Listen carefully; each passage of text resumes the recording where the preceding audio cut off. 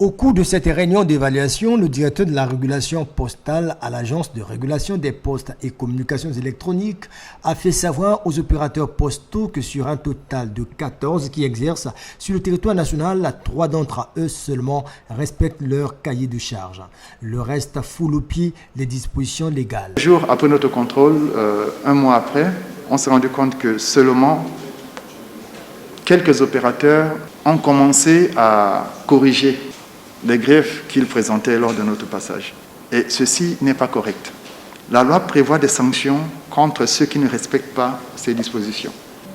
Le législateur a prévu la carotte, mais il a aussi prévu le bâton. De son côté, le directeur des affaires juridiques et internationales a informé qu'à partir de 2022, les opérateurs postaux qui ne seront pas conformes à la loi ne pourront pas bénéficier d'un renouvellement d'autorisation d'exercice.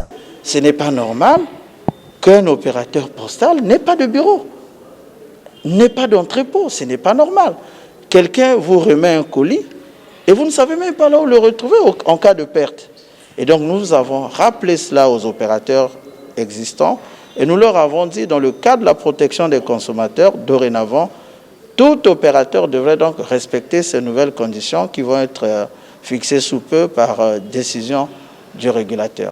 Cette rencontre a été appréciée par les opérateurs postaux qui se sont dit satisfaits des conclusions arrêtées avec leur régulateur.